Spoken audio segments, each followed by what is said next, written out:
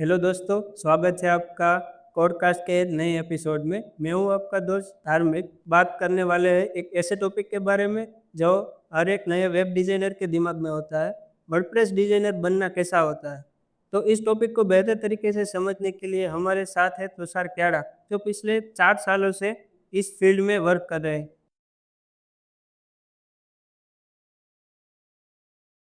तो सबसे पहले शुरू करते हैं बेसिक सवाल से।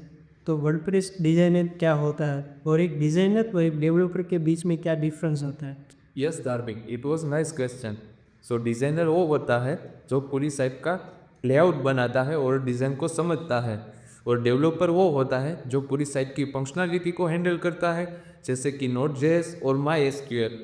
Designer mainly focuses on UI, जैसे कि साइट का कलर कॉम्बिनेशन कैसा होना चाहिए, उसका लोगो कैसा है, उसके अकॉर्डिंग उसके फ़ॉन्ट कैसे यूज़ होने चाहिए, और हमारी साइट से जो हम वेबसाइट की साइट जो डिज़ाइन क्रिएट करते हैं वो थोड़ी यूज़र फ्रेंडली होनी चाहिए। ओके तुषार, तो मैंने कई जगह पे सुना है कि वर्डप्रेस से वेबसाइट बनाने के लिए कोडिंग आना ज़रूरी है। ये बात सच है? हाँ, ये बात सच है। वर्डप्रेस से वेबसाइट डिज़ाइन करने के लिए कोडिंग आना ज़रूरी है। अगर आप वर्डप्रेस स्टार्ट कर रहे हो तो आपको इंटरनेट पे कई सारी थीम्स मिल जाएगी, जिसकी मदद से आप अपनी वेबसाइट को इजीली डिज़ाइन कर सकते हो। लेकिन अगर आपको उसमें थोड़ा मोर अट्रैक्टिव और कस्टमाइजेशन चाहिए तो आपको उसके लिए HTML, CSS और बेसिक जावास्क्रिप्ट और PHP का नॉलेज होना चाहिए। ओके तुषार, तो एज ए वर्डप्रेस डिज़ाइनर उसका डेली रूटीन क्या होना चाहिए? तो मैं मेरे रूटीन के बारे में बोलूँ तो मैं सुबह आकर क्लाइंट्स के मैसेजेस और मेल्स चेक करता हूँ। अगर उसमें कोई चेंजेस है साइट्स के तो मैं उसके अकॉर्डिंग साइट के चेंजेस करता हूँ, और फिर चेंजेस होने के बाद पूरा जो चेंजेस होता है उसको टेस्ट करता हूँ। फिर सभी डिवाइस में मोबाइल रिस्पॉन्सिव और डेस्कटॉप रिस्पॉन्सिव सभी चेक करता हूँ। तुषार, तो डिज़ाइनर होने का मतलब सिर्फ डिज़ाइन बनाना ही होता है या फिर अदर स्किल जैसे कि कम्युनिकेशन स्किल्स है, आप क्लाइंट को कैसे हैंडल करते हो? बिल्कुल सही है। क्लाइंट का विज़न समझना बहुत इम्पोर्टेंट है।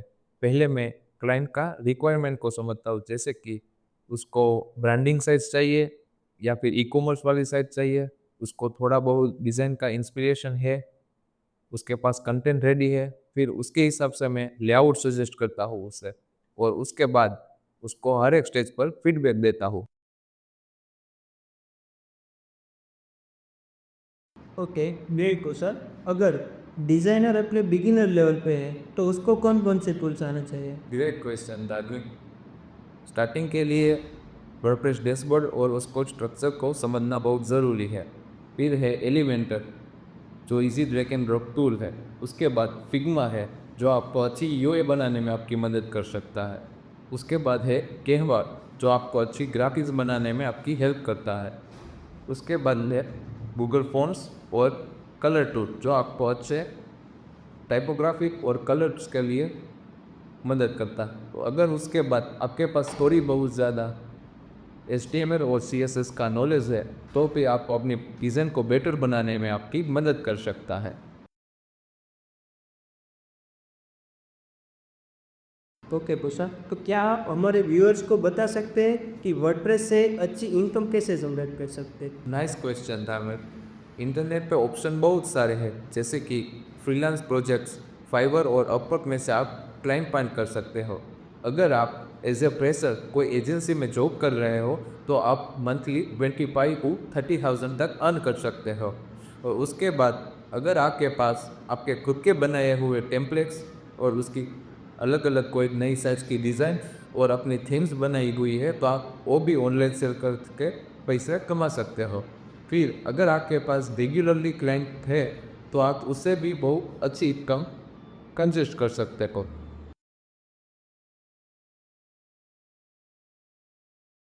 थैंक्स तुषार, हमारे व्यूअर्स को बताने के लिए कि एक अच्छी इनकम कैसे जनरेट कर सकते हैं। तो कभी कभी डिज़ाइनर वर्क करने बैठता है तो उसको कई सारे इश्यू फेस होते हैं, तो आपको कभी इस ऐसे इश्यू फेस हुए हैं? अगर हम डिज़ाइनर के व्यू तरीके से देखें तो कभी वर्डप्रेस में यूज़ होने वाले टूल्स और थीम्स के नए नए जो अपडेट आते हैं उसकी वजह से साइट ब्रेक हो सकती है। और उसके बाद अगर कभी आपकी साइट की डिज़ाइन अच्छी हो रही है तो आपकी साइट की स्पीड भी डिक्रीज हो सकती है। और कभी ऐसा होता है कि अगर आपको कोई सर्वर में जो इश्यू फेस करते हो तो आपके साइट का पूरा डेटा भी लॉस हो सकता है। उसके लिए आपको बैकअप ज़रूरी है, टेस्टिंग ज़रूरी है और उसके लिए प्रॉपर प्लानिंग भी होनी चाहिए। एक वर्डप्रेस डिजाइनर अपना बेटर फ्यूचर चाहता है तो उसको अपने फ्यूचर के लिए क्या क्या लर्न करना चाहिए? आजकल बहुत सारी चीज़ें नई आ रही है, जैसे कि full site editing, AI tools, accessibility and SEO, headless WordPress और मोस्ट इम्पोर्टेंट बात कम्युनिकेशन स्किल। और अगर इसके बाद अगर आप में लर्निंग माइंडसेट है आपके पास तो आपका फ्यूचर ब्राइट रहेगा। सो तुषार, आपने हमारे व्यूअर्स के सामने अपना एक्सपीरियंस शेयर किया और क्लियर और प्रैक्टिकल बातें बताई। इसके लिए आपका बहुत बहुत धन्यवाद। फिर यहाँ आके बहुत अच्छा लगा था भी। वर्डप्रेस डिजाइनिंग है, क्रिएटिव जर्नी है जिसमें हर किसी को अपनी जगह मिल सकती है। So keep practising and keep gaining experience. Thank you. दोस्तों, अगर आपको ये हमारा वीडियो पसंद आया है तो लाइक करो, शेयर करो एंड सब्सक्राइब करो। अगर आपका कोई क्वेश्चन है तो नीचे कमेंट सेक्शन में बताएं। तब तक के लिए मैं हूँ आपका दोस्त धार्मिक एंड बने रहिए पॉडकास्ट के साथ।